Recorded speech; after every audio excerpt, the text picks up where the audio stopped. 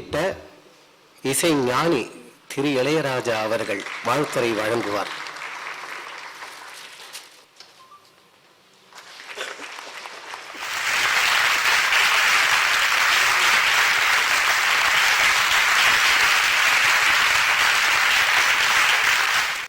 அண்ணன் வாலி அவர்களுக்கும் எனக்கும் ஒரு ஜென்ம ஜென்ம ருணானு பந்தம் இருக்கிறது என்பது எங்கள் இருவருக்கு மட்டுமே தெரிந்த விஷயம், வேறு யாருக்கும் தெரியாது. அதற்கு உதாரணமாக இன்று நான் ஹங்கேரியில் இருக்க வேண்டியவன், ஒரு இந்தி படத்தின் இசை மிக்சிங்காக நான் போக வேண்டியிருந்தது. நான் கடந்த வாரம் மும்பையில் இருந்தேன்.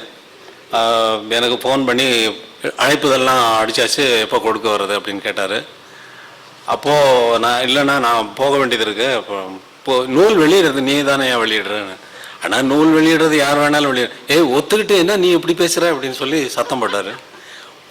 என்ன இப்போ ராஜாவாக பேசுகிறதே இப்போது அப்படின்னா, ஆமாண்ணா நான் தானே பேசுகிறேன், இக்கட்டான நிலைமை ஆகிப்போச்சு. லாஸ்ட் மந்த்தே போன மாதம் முடிஞ்சிருக்க வேண்டிய வேலை இப்போ தள்ளி போயிடுச்சு.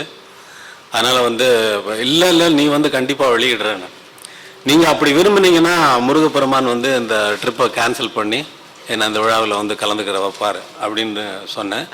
நான் அந்த நேரத்தில் ஒப்புக்காக சொல்கிற மாதிரி சொல்லலை, சத்தியமாகவே உள்ளபூர்வமாக உணர்ந்து சொன்னேன்.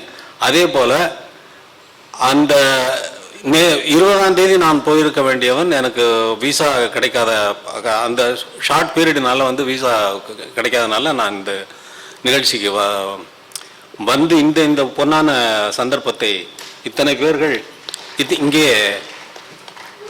இங்கே நீதி அரசர் பேசினார். நீதி அரசர் சொக்கலிங்கம் அவர்கள் முருகப்பெருமானுக்கு சொக்குகின்ற லிங்கம், முருகப்பெருமானுக்கு சொக்குகின்ற லிங்கம் இங்கே கவிஞர் வாலி அவர்களுக்கு சொக்கி நிற்கிறது என்றால் சொக்குகின்ற லிங்கமாக மாறியதை நான் இங்கே கண்டேன். பாட கிடைத்த பரம்பொருளை பாடற்கு ஒரு பிறப்பு கிட்டியும் பாடி பயன்காண பல்மொழியால் ஏத்தாது பண்டை வினை தூசு மூட கிடப்பையோ என்று வாலி அவர்கள் தமிழ் கடவுள் என்ற கந்த புராணத்தை நமக்கு தமிழிலே எளிய நடையிலே எல்லோருக்கும் புரியக்கூடிய நடையிலே மிக அழகாக எழுதி தந்திருக்கிறார்கள். நூல் முழுவதையும் படித்து விட்டேன். அதிலே பாராயணத்திற்குரிய பகுதியாக ஒரே ஒரு விஷயத்தை மட்டும் சொல்கிறேன். அதை தினமும் பாராயணம் செய்யலாம். இவருக்கு இவர் காப்பு, அவருக்கு இவர் காப்பு என்றெல்லாம் சொல்லுகிறோமே, எவருக்கு யார் காப்பு, எவருக்கு எவர் காப்பு என்று ஒரு பக்கம் வருகிறது. அந்த பக்கத்தை விடாதீர்கள். அந்த பக்கத்தை தினமும் படித்து பாராயணம் செய்யலாம். அதுபோல மாணிக்கவாசகர் சொன்னதைப் போல முன்புக்கும் முன்பான முன்பே, பின்புக்கும் பின்பான பின்பே, அன்புக்கும் அன்பான அன்பே என்ற அற்புதமான, அது எடுத்து விட்டால் தண்ணி மடை திறந்தார் போல வரக்கூடிய ஒரு அமைப்பு அண்ணன் வாலி அவர்களுக்கு. இங்கே பேசுகிறவர்கள் எல்லாம் ஒரு சாதாரண ஆட்கள் அல்ல. சொக்கலிங்கம் ஐயா அவர்கள் எவ்வளோ அழகாக பேசினார்கள். சொக்கலிங்கம் ஐயா அவர்கள் எவ்வளோ அழகாக பேசினார்கள். ஸ்கந்த மகா புராணத்தை எழுதியதற்கு அவர்களுக்கு காரணம் இருக்கலாம். வாலி ஐயா அவர்களுக்கு என்ன காரணம்? ஒரு அரசன் ஒரு கோயிலே கொண்டு போய், ஒரு கோயிலுக்கு எவ்வளவோ ஆபரணங்களை சூட்டுகிறான் என்றால், ஒரு தெய்வத்திற்கு ஆபரணங்களை சூட்டுகிறான் என்றால், அவன் இந்த போரிலே வெல்ல வேண்டும், அந்த நாட்டை கைப்பற்ற வேண்டும், அவனுக்கு ஒரு பல வேண்டுதல்கள் இருக்கலாம். அல்லது அவன் உடல் நோய் குன்றாமல் இருக்க வேண்டும், நோய் வராமல் இருக்க வேண்டும், ஆரோக்கியமாக இருக்க வேண்டும் என்ற வேண்டுதல்களோடு எழுதலாம், வேண்டுதல்களோடு அவன் வேண்டலாம். ஆனால் இங்கே இவருக்கு என்ன வேண்டுதல் இருக்கிறது? பொருளா, புகழா? இனிமேல் என்ன புகழ்? வாலி என்ற பெயருக்கு மேல் என்ன புகழ்? இரண்டையும் கடந்து எது பொருளோ அந்த பொருளை பாடுவதற்காக பாடியிருக்கிறார். எது பொருளோ, பொருளுக்காய் பாட்டை சொன்னால் பொருளற்ற பாட்டே ஆகும் என்று நான் சினிமா பாடலிலே பாடியிருக்கிறேன். பொருளுக்காய் பாட்டை சொன்னால் பொருளற்ற பாட்டே ஆகும், பாடினேன் அதை நாளும் நாளும். பொருளற்ற பாட்டானாலும் பொருளையே போட்டு செல்வார். பொருளற்ற பாட்டை சினிமாவில் எழுதினாலும் பொருளையே போட்டு செல்வார். போற்றுமே என் நெஞ்சம் நெஞ்சம், அதுக்கும் பாஸ் போடுறானுங்களே என்று போற்றுமே என் நெஞ்சம் நெஞ்சம் என்று எழுதியிருக்கிறேன். அந்த பொருளற்ற பாட்டுகளை எல்லாம் விட்டுவிட்டு மெய்ப்பொருளை கைப்பிடித்தாரே, மெய்ப்பொருளை கைப்பிடிப்பதற்கு அனுபவம் எவ்வளவு பண்பட்டு பண்பட்டு பண்பாகி கனிந்து வந்தால் அல்லவா அந்த அனுபவம் கைக்கு வரும். இல்லை என்றால் எங்கே கடை தேர்வது? பொருளை பிடிக்க வேண்டிய பொருளை விட்டுவிட்டு பிடிக்காத எதையோ தேடி பிடித்து கொண்டிருக்கின்ற இந்த சந்தர்ப்பத்தில் எதை சொல்வது? மெய்ப்பொருளை பிடித்து மெய்ப்பொருளை அழகாக அற்புதமாக இந்த அவரை பார்க்கும் பொழுது எனக்கு மிகவும் நிறைய எழுத வேண்டும் என்று தோன்றுகிறது. நான் எழுத முடியவில்லையே. என்ன காரணமாக இருக்கும்? இறைவன் அவரை எழுத வைக்கிறான். இறைவன் அவரை எழுத வைக்கிறான். நீ என்னை சும்மா இரு என்று சொல்லுகிறான். என்னால் எழுத முடியும். காமனுரை கள்ள கனற்கூடு கண்டெடுத்து காமர் கிடங்கொடுத்து காவலிட்டு காத்திருந்தேன். காமனை காய்ந்த வழி காத்தானை காயாதோ சோமனே சொந்தரனே சொல் என்று ஒரு பாடு வெண்பா. காமன் உரை கள்ள கனற்கூடு, இந்த கனற்கூடு இருக்குதே, காமன் உரைகின்ற கள்ள கனற்கூடு, இதை கண்டெடுத்து காமர்க்கும் உள்ளே இடம் கொடுத்து நானே காவலிட்டு காத்திருந்தேன். ஏ சிவபெருமானே, நீ காமனை காய்ந்தாயே, நீ காமனை எரிச்சையே, காமனை காத்துக்கிட்டு இருக்கிற என்ன நீ எரிக்க மாட்டேயா அப்படின்னு சொல்லி கேட்டேன். உண்மையா கேட்டேன், சத்தியமா கேட்டேன், சத்தியமா கேட்டேன். ஏன்னா காமன் உள்ளே உரைகிறது எனக்கு தெரியும். நம்மை விட வேறு யார் இருக்கார்கள்? நம்மை அறிவதற்கு இன்னொரு ஆள் நீங்கள் இப்படிப்பட்டவர்கள் என்று சொல்ல வேண்டுமா? நம் உள்ளத்தில் இருப்பது நமக்கு தெரியாதா? நம் உள்ளம் எப்படி இருக்கிறது என்று நமக்கு தெரியாதா? இதையெல்லாம் வருகின்ற சந்ததியினருக்கு எடுத்து கொடுத்து விட்டு செல்கிறார். கந்த புராணத்தை எளிய நடையிலே கொடுத்திருக்கிறார் என்றால் வருகின்ற சந்ததியினருக்கு ஏதாவது கொடுத்து விட்டு செல்ல வேண்டும். வந்தோம் போனோம் என்று இருப்பதில் பிரயோஜனம் இல்லை. இனிமேல் சினிமா பாட்டு எழுதி அவருக்கு எந்த புகழ் வரப்போகிறது, எந்த பணம் அவர் சம்பாதிக்க போகிறார், அதை விட்டுவிட வேண்டும் என்று சொல்லவில்லை. அது ஒரு பக்கம் நடக்கும், நடந்து கொண்டே இருக்கும். அதை தடுப்பதற்கும் யாரும் இல்லை, இதை தடுப்பதற்கும் யாரும் இல்லை. இது இன்னும் வேகமாக கொழுந்து விட்டு எரிகின்ற நெருப்பை போல எரியத்தான் போகிறது. அவர் பார்த்திபன் சொன்னதை போல உள்ளே அவருக்குள்ள ஒரு நெருப்பு இருக்குன்னு. உனக்குள்ள மட்டும் நெருப்பு இல்லையா? உனக்குள்ள மட்டும் நெருப்பு இல்லையா? ஆனா அந்த நெருப்பு வேற நெருப்பு, உன் நெருப்பு வேற நெருப்பு. அவ்வளவுதான். அவனுக்குள்ள ஒரு பெரிய கவிஞன் இருக்கான். எனக்கு வாலின்னு இல்ல அம்புன்னு ஒரு அர்த்தம் இருக்கு அப்படின்னு சொல்லி உள்ள போய் எல்லாம் எடுத்து பாக்குறாங்க. நீ யோசிக்கவும் செய்யற, அதே நேரத்தில் வாசிக்கவும் செய்யறன்னு நினைக்கிறான். ஆனா ஹார்மோனிய பெட்டியில மட்டும் வந்து வாசிக்கணும்னு வந்துடாது. நீ வாசி, சத்தம் வரும். யார் வாசிச்சாலும் சத்தம் வர்றதான ஹார்மோனிய பெட்டி. அப்புறம் எதுக்கு இருக்காது?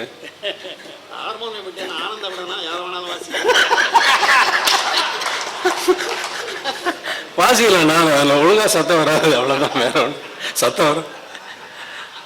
பார்த்திபா, நீ வந்து மேடையை வந்து ரொம்ப கலக்கிட்டு போயிட்ட. உனக்கு என்னுடைய வாழ்த்துக்கள். நல்லபடியா. ஆனால் நீங்கள் வந்து வருகின்ற சந்ததியர்களுக்கு இந்த மாதிரியான பொக்கிஷங்களை நிறைய வழங்க வேண்டும், நிறைய வழங்க வேண்டும். ஒரு காலத்தில் அண்ணனோடு கச்சேரி செய்கின்ற நேரத்தில் கம்யூனிஸ்ட் கட்சியில்னா உங்களுக்கு தெரியும், டார்வின் தத்துவத்திலிருந்து, வால்காவிலிருந்து, கங்கையிலிருந்து, பரிணாம வளர்ச்சி, இதெல்லாம் நாங்கள்லாம் படிச்சுட்டு கடவுள் இருக்கிறத நம்பாத ஒரு தன்மை வந்து எங்கள் உள்ளத்தில் ஊறி போயிட்டது. அப்பொழுது பல ஊர்களுக்கு கச்சேரிக்கு போகின்ற நேரத்தில் இவர் குமரி பெண்ணின் உள்ளத்திலே குடியிருக்க நான் வர வேண்டும், குடியிருக்க நான் வருவதென்றால் வாழ என தர வேண்டும் என்று பாடல் எழுதியிருப்பார். அந்த பாடலிலே நாங்கள் பழனிக்கு கச்சேரிக்கு போனால், முருகப்பெருமான் கோயிலிலே முடியெடுக்க நான் வர வேண்டும், முடியெடுக்க நான் வருவதென்றால் காணிக்கை என்ன தர வேண்டும், இப்படி கிண்டல் பண்ணி பாடிட்டு போனோன்னா முருகப்பெருமான் வாழ்க்கை முழுக்க மொட்டையாக காட்டி விட்டார்.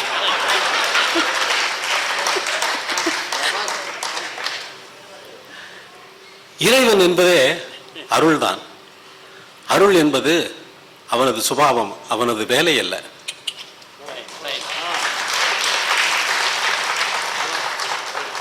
எப்பொழுதுமே அருளிக் கொண்டிருக்கின்ற இறைவனுக்கு இப்போதுதான் அருள் செய்ய வேண்டும் என்பது ஒரு வேலையும் அல்ல, அருள் செய்ய வேண்டும் என்ற அவசியமும் இல்லை. ஏனென்றால் எப்பொழுதுமே அருளாகவே அவன் இருந்து கொண்டிருக்கின்ற காரணத்தால் இறைவன் அவருக்கு எவ்வளவோ நலங்களை அருளிக்கொண்டே இருக்கின்ற காரணத்தால் இது போன்ற நூல்கள் வெளிவந்து கொண்டிருக்கின்றன, வெளிவர வேண்டும், வருகின்ற சந்ததியினர் அதனால் பயன்பெற வேண்டும் என்று எல்லாம் வல்ல இறைவனை வேண்டி உங்களிடமிருந்து விடைபெறுகிறேன். வணக்கம். நன்றி. ஒரு அனுபூதிமான் பேசினால் எப்படி இருக்குமோ அப்படிப்பட்ட ஒரு அனுபூதி நிலையிலிருந்து திரு இளையராஜா அவர்கள் பேசினார். அடுத்தது கொஞ்ச நேரத்துக்கு முன்னால் அவரே சொன்னார் அல்லவா, கவிஞருக்கும் எனக்கும் உள்ள தொடர்பு என்று. சமஸ்கிருதத்தில் ஏராளமான ஸ்தோத்திரங்களும் சுலோகங்களும் உண்டு. ஆனால் எந்த ஒரு ஸ்லோகத்திற்கும் இல்லாத ஒரே ஒரு பெருமை இவர்கள் இருவரால் மட்டும் கிட்டியது. காஞ்சி காமகோடி பீடத்துல பல வருஷங்களுக்கு முன்னால ஞாபகம் இருக்கானா, இளையராஜா அவர்கள் வந்து நிற்கிறார். அன்னைக்கு அடியேன் அங்க ஒரு குழந்தைகளுக்கு உபன்யாசம் பண்ணிட்டு இருக்க, ஏராளமான கும்பல் எல்லாரும் அங்கேயும் போய் இவரை கையெழுத்து போடுங்கன்னு. அங்கிருந்து தப்பிச்சு இவர் இந்த சொற்பொழிவுல வந்து நிற்கிறார். மேடல் இவரை கூப்பிட்டு உட்காத்தியாச்சு. இப்ப இவரை பத்தி என்ன சொல்றது? கவிஞர் வாலி அவர்கள் எழுதிய ஜனனி ஜனனி பாடல். ஆனால் அந்த பாடலுடைய ஆரம்பத்தை அன்னைக்கு மேடல கேட்டேன், நீங்க இருந்தீங்க. சௌந்தரிய லகரியின் முதல் பாடல் என்னன்னு ஏறத்தாழ 1000 பேர் இருந்து அந்த பதில் இல்லை. அதே நேரத்தில் சிவசக்தியா என்றேன். அந்த கும்பல்ல அவ்வளவு பேரும் பாடினார்கள். அப்படிப்பட்ட ஒரு பெருமை உங்கள் இருவரால் மட்டும்தான் கிடைத்தது. அப்படிப்பட்ட திரு இளையராஜா அவர்களுக்கு நன்றியை தெரிவித்துக் கொண்டு அடுத்து சூரசம்ஹாரம் செய்ய வருகிறார் நெல்லையில் இருந்து. சரி, என்ன நானும் எவ்வளவோ திருச்செந்தூர் சூரசம்ஹாரம் லைப்ரரியிலே கேட்டிருக்கேன், நானும் சொல்லியிருக்கேன். ஆனால் ஒரு வெப் டிவி ஓபன் பண்றதுக்காக நெல்லை கண்ணன் அவர்கள் அங்க கூப்பிட்டிருந்தாங்க. அன்னைக்கு அவர்கள் அங்க சூரசம்ஹாரத்தை சொன்னதை போல அதற்கு முன்னாலும் யாரும் சொல்லவில்லை, இன்றும் யாரும் சொல்லவில்லை. அவ்வளவு நலம்பட உரைத்தார். என் நெஞ்சை விட்டு நீங்காதது அந்த சொற்பொழிவு. தமிழ் கடவுளை பற்றி அடுத்து திரு நெல்லை கண்ணன் அவர்கள் இங்கே வாழ்த்துரை வழங்க வருகின்றார். சூரசம்ஹாரி திருச்செந்தூரில் இருந்து பூஜை செய்யப்பட்ட காவடி இங்கே கொண்டு வந்து கவிஞர் அவர்களுக்கு காவடியும் வேலும் இங்கே கவிஞர் அவர்களுக்கு அளிக்கப்படுகின்றது.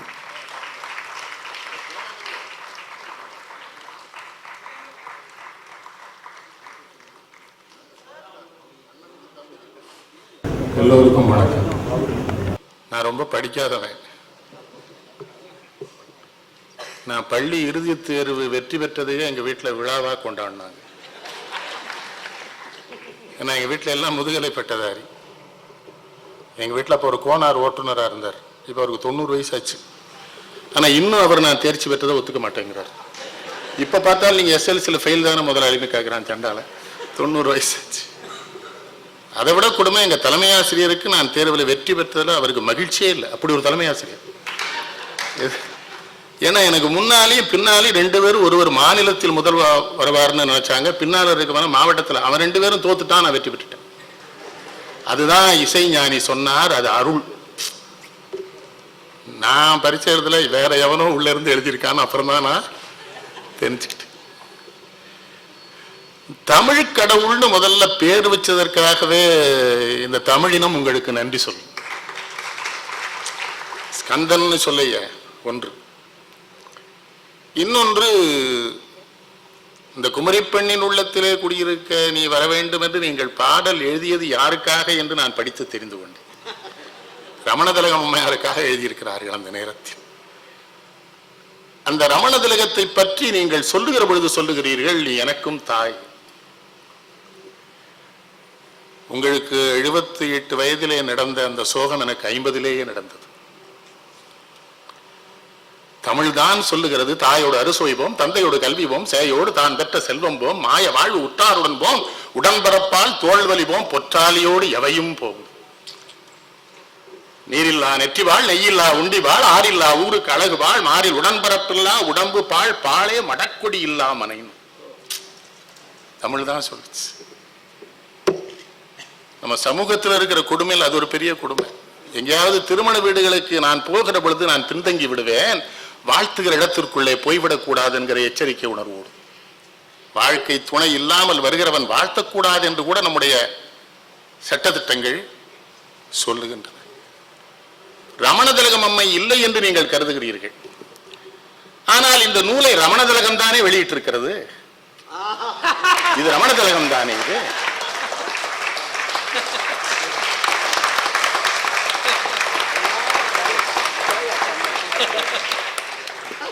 இதை விட ஒரு ரமண திலகம் உங்களுக்கு வேண்டுமா? அதனாலே தான் அந்த ரமண திலகத்தை அருகிலேயே வைத்துக் கொள்ளுகிறீர்கள், அணைத்துக் கொள்ளுகிறீர்கள், கொஞ்சிக் கொள்ளுகிறீர்கள். இது இறைவன் திருவருள்.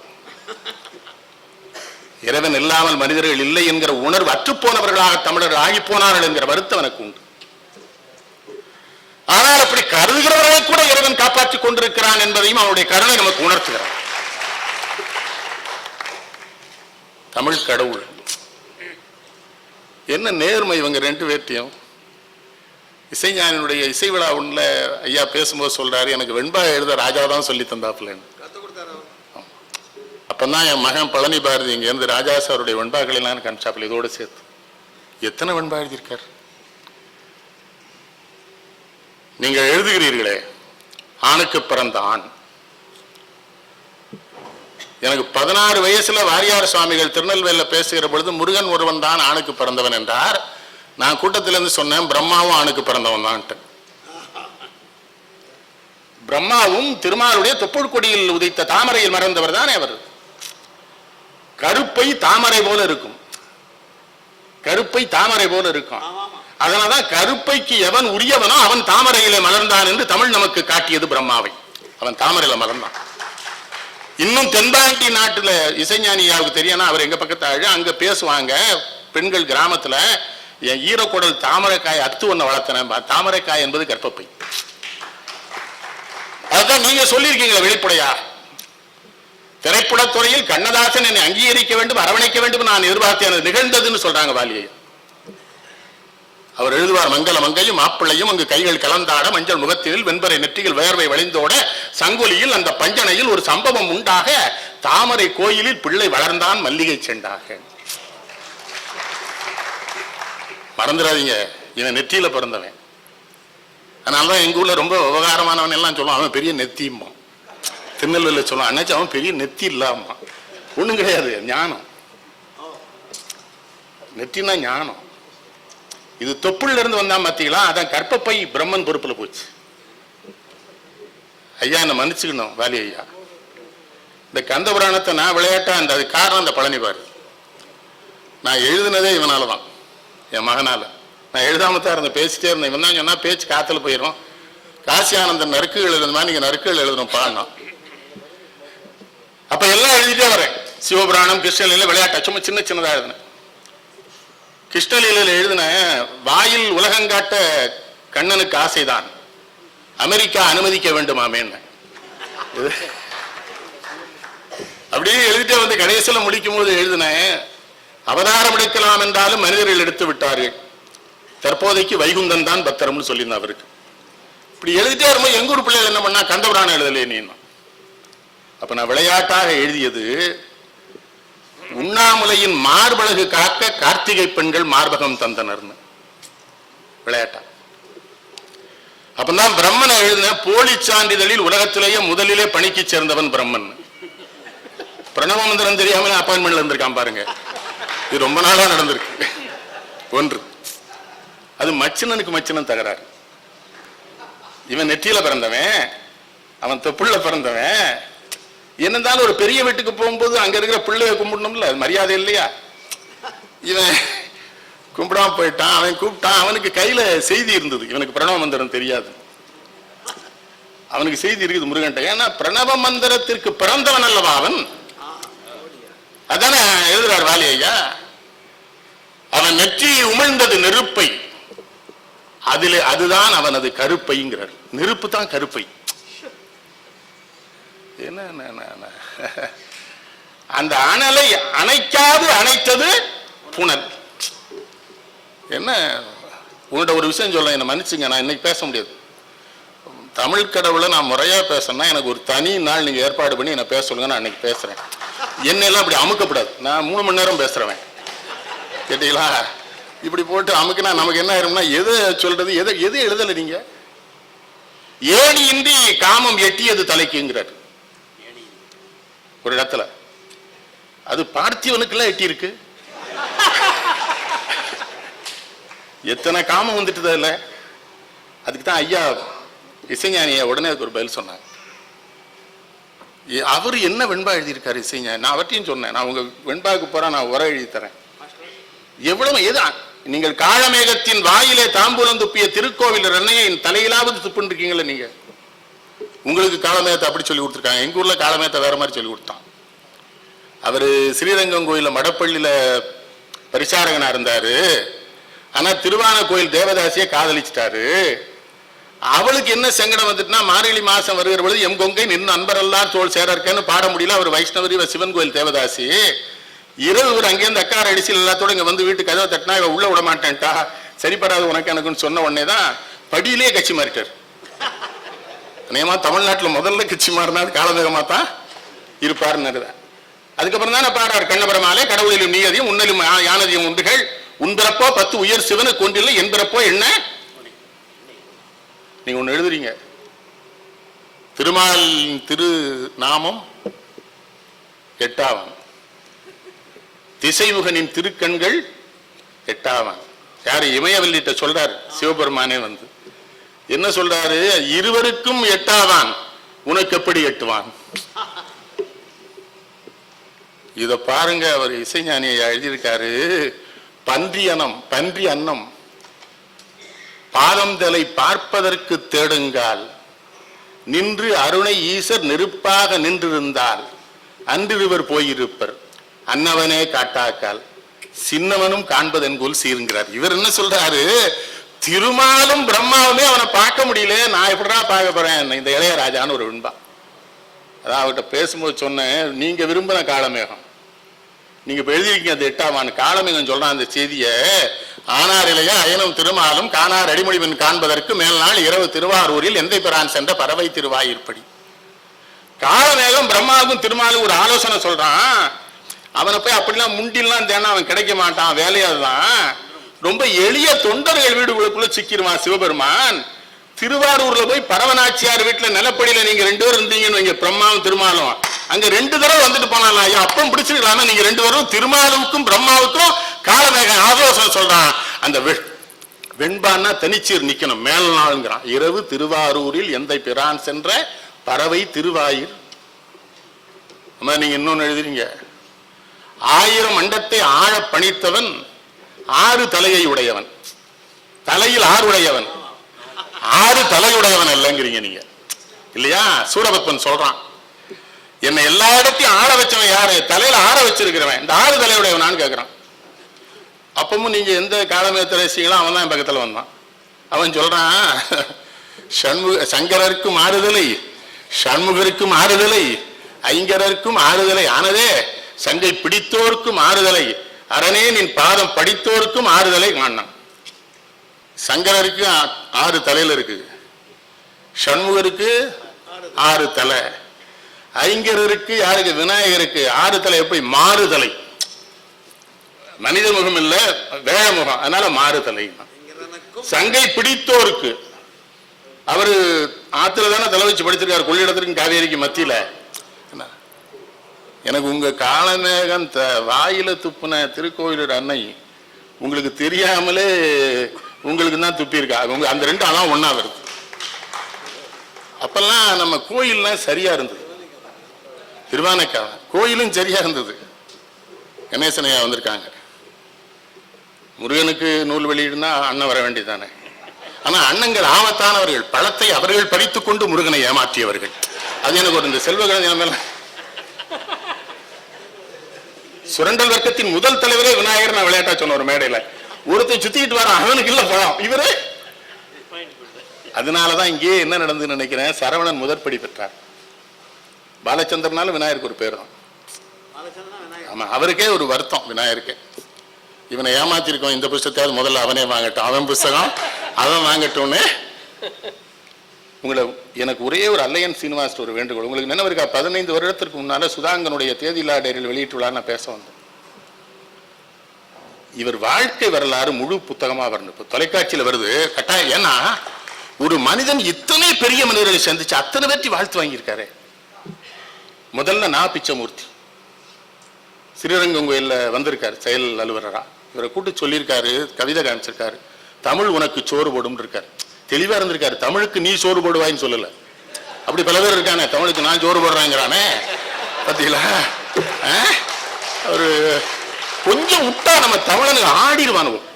அதாவது நான் அவனை காப்பாத்திடுவேன், இவனை ஒன்னே நீ காப்பாற்ற முடியாடா, கொன்னுட்டான்னா நெருநல் உடனொருவன் இன்றில்லை என்னும் பெருமை உடை உலகன்னா நம்ம அப்பா வள்ளுவன் சொல்றான்.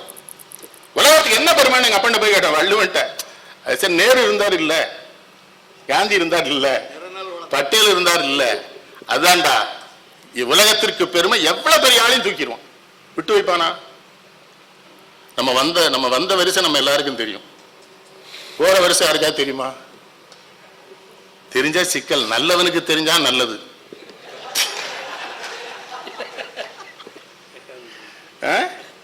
எப்பிறப்பில் செய்ததுன்னு எப்பிறப்பை தந்ததுவோ, முப்பிறப்பில் செய்ததுன்னு இப்பிறப்பை இந்ததுவோ, இப்பிறப்பை ஒப்புவித்தேன் அப்பனே உன் பொறுப்பில் எப்பிறப்பும் நேராது கா. யார் பண்ணது? இந்த இவர் தான், உங்க ரமண திலகம். இது என்னது தெரியுதா உங்களுக்கு? மற்றொரு அன்னை கருப்பையுள் வாராதிருக்க வரந்தான்னு பட்னத்தார் பாடினார். அது குறைந்ததா இந்த வெண்பா? நீங்க ஏன் உங்க தம்பி இவ்வளவு பத்திரமா கூட வச்சிருக்கீங்கன்னு எனக்கு தெரியுது. அவருக்கு 9ல கேதம். நீங்க எழுதுனனாலதான் தெரிஞ்சுக்கிட்டா அவங்க தந்தையார் அவருக்கு ஞான தேசிகன்னு பேர் விட்டுருக்காரு. நீங்க தான் எழுதியிருக்கீங்க. நீங்க தான் நான் பிச்சமூர்த்தி, கல்கி, சின்னண்ணாமலை, யாரெல்லாம் எவ்வளவு பெரிய ஆட்கள் இவங்கெல்லாம். சுகி சுப்பிரமணியம், ஆசாஞா, கம்பனடிப்படி, சா கணேசன், குண்டக்குடி சாமி கூட ஒரே ஒரு நேரம் பார்த்திருக்காங்க. அப்பா அவர் கேட்டிருக்காங்க, அந்த பூனை கவிதை எழுதின பையன் நீங்க தானான்னு கேட்டிருக்காரு. இவர்கிட்ட எல்லாத்தையும் செஞ்சிருக்காரு. எனக்கு என்ன ஆச்சரியம், கொஞ்சம் எனக்கு அவரை ஏன் பிடிச்சுன்னா, நான் அவருக்கு வாரிசு. நானும் கொஞ்சம் திமிர் பிடிச்சவன் தான். அதனாலதான் என்னை கூப்பிடாதுன்னு கூட அவர் யாராவது சொன்னாலும் சொல்லியிருப்பாங்க. ஏன்னா கொஞ்சம் எந்த சொல்லிடுவேன்.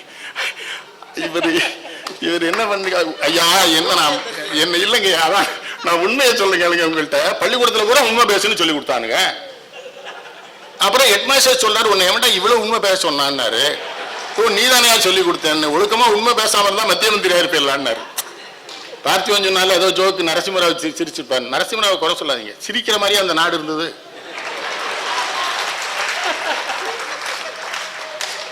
இல்ல, ஒன்ஸ் ஐ ஆஸ்க்ட் ஹிம் டைரக்ட்லி. அந்த ஆளுக்கு 10 மொழி தெரியும், எழுத தெரியும், பேச தெரியும், படிக்க தெரியும். நரசிம்மராவ் நான் நேரடியா கேட்டேன், என்னங்க ஐயரா சிரிக்க மாட்டேங்கிறீங்களான்னு கேட்டேன். சிரிக்கிற மாதிரியாட அந்த நாடு இருக்குன்னாரு. என்னன்னு சால்வை போத்தினா கூட திரும்ப மாட்டார் அவர். பாத்தீங்களா, சால்வை போத்துனா விழுந்துகிட்டே இருக்கார், நடந்துகிட்டே இருப்பாரு. சால்வெல்லாம் போத்துறான், அவன் பாட்டு போத்துட்டா எங்க என்ன பண்ணுவான்னு எனக்கு தெரிய மாட்டுக்கு. அதுலயும் இன்னொன்னு, எனக்கு நரசிம்மராவ் இருந்த என்ன மகிழ்ச்சினா, ஒரு தென்னாட்டுக்காரன் முதலாக இந்தியாவிலே பிரதம மந்திரி பதவிக்கு வர முடியும்னு அந்த நிரூபிச்ச ஒரு படிச்ச நானே. அது பார்த்துவேன்னு சொன்ன எல்லாரும் கேலி பொருள் ஆயிடுறாங்க இந்த நாட்டில். கொஞ்சம் கிடைத்தா காந்தியே போட்டு பார்த்துருவாங்க இவங்க. ஒன்றும் யோசிக்கிறதே இல்லை. ரொம்ப மகிழ்ச்சி. ஆணவம் மிக்கவன்னு தன்னை எழுதுறாரு வாலி ஐயா. என் தம்பி மனநல மருத்துவர் ஆனந்தன் வந்திருக்காரு. அவர் எழுதுறாரு, யாருக்கு ஆணவம் இருக்கோ அவனுக்கு பைத்தியம் பிடிக்காதுன்னு எழுதுறாரு. ஆணவம் வேறு, அகங்காரம் வேறு. ஆணவத்துக்கு அகங்காரத்துக்கு வேறு. கொஞ்சம் ஆணவமா இல்லைன்னு வைங்க, மேல வந்து தேய்ச்சிருவானுங்க. நீங்க இசைஞானி நான் எப்படி ரசிப்பேன் தெரியுமா? அவர் ஒதுங்கி ஒதுங்கி இருக்காருங்க போதெல்லாம் நான் என்னைக்கா நான் அவரை போய் மெயின்லாம் பார்க்க மாட்டேன், தூர வந்து ரசிக்கிட்டே இருப்பேன். இப்படித்தான்டா இருக்கணும், பண்ணிடுவான். எங்க பங்களாக்கு காலையில கவிதை எழுதிட்டு வந்து நிக்கிறானே எங்க வாயிற்காவலர், பழைய போலீஸ்கார் உள்ள விட மாட்டார் ஐயர் யாரையும். அவன் ரொம்ப சங்கடப்பட்டு உள்ள வந்துருவான். என்னப்பா தம்பின்னு, கொஞ்சம் கவிதைகள் எழுதியிருக்கேங்க, கவிதைகள் எழுதியிருக்கேன். கொஞ்சம் இது எப்படி உனக்கு வந்தது? என்ன எல்லாம் களவாணியினுடைய அருளுங்க. கலைவாணிய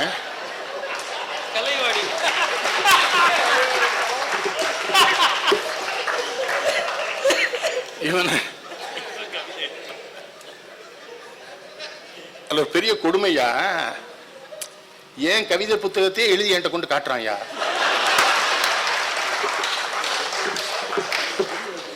இந்த நீதிபதி இருந்தாங்கன்னா அவள்கிட்ட இந்த வழக்கை கொண்டு போயிருக்கலாம். ஏன் கவிதையை என்கிட்ட கொண்டு காட்டுறான்? ஐயாவுக்கு ஒரு செய்தி சொன்ன, மேடைக்கு வர எனக்கு என்ன தகுதி நான் ரொம்ப யோசித்தேன். அவர் 1000 பிறை காணப்போகிற ஒரு அறிஞர். திருநாவுக்கரசர் அண்ணன் எழுதியிருக்காரு இல்லையா? நின்னாவார் பிறரே என்று நீயே ஆனா நினைப்பார்கள் மனத்துக்கு ஒரு வித்துமானாய் மன்னானாய் மன்னவருக்கு ஒரு அமுதுமானாய் மறை நான்குமானாய் ஆரங்கமானாய் பொன்னானாய் மணியானாய் போகமுமானாய் பூமியிலே புகழ்மிக்க பொருளே நின்னை என்னானாய் எண்ணி நல்லால் ஏழையேன் ஏன் சொல்லி ஏத்துகனேங்கிறார் நாவுக்கரசு. என்னெல்லாம் எழுதுறாரு ஐயா. கண்ணதாசனுக்கு இவர் பிபி சீனிவாசையா இருக்காங்க. இவருக்கு யோகம் என்ன தெரியுமா? பழைய சின்ன திரைப்பட இயக்குனர்லாம் சொல்றாங்க என்கிட்ட இந்த மயக்கமா கலக்கமா பாட்டை கேட்டுதான் நான் திரும்ப உள்ள வந்தேன்னு. ஆனா இவர் யோகம் என்ன தெரியுமா? மயக்கமா கலக்கமா பாட்டை பாடினவரே வந்து வீட்டுல பாடி காமிச்சு செலவுக்கும் 300 ரூபாய் கொடுத்துருக்காரு. யாரு? இல்லைங்க, ரொம்ப பெரிய இடத்துக்கு வந்தா, பெரிய இடத்துக்கு வந்தோன்னு என்ன பண்ணிடுவான் தெரியுமா? நான் வந்து எங்க ஊர்ல வந்து நான் இன்னார் பரம்பரைன்னு போய் சொல்லுவான். சொல்லலையே. ஜி.கே. வெங்கடேஷ் ஒரு தடவை கூட்டு போயிருக்காங்க, வா உனக்கு ஒரு வேலை வாங்கி தர வேலைன்னு. இவர் போயிட்டே இருந்திருக்காரு. யார்கிட்ட வேலைன்னு இருக்காரு? கண்ணதாசன் பாட்டு எழுதணும், 300 ரூபா வாங்கி தரேன், காரன் எடுத்துட்டாரான். இறங்கி இருக்காரு. நான் கண்ணதாசனுக்கு எதிராக தான் பாட்டு எழுத வந்திருக்கேன். அதான் அது வேணும். ஆனா அவரு கண்ணதாசன் பாருங்க, இவர் ரேசு. ஏவிஎம் சரவணன் ஒரு செய்தி சொன்னாங்க என்கிட்ட, மாதவி பொன்மையிலால் தொகை விரித்தாள். இந்த ஜெயா டிவியில கூட நம்ம கவிஞர் அதை ரேச்சு சொல்லிட்டு இருந்தார்.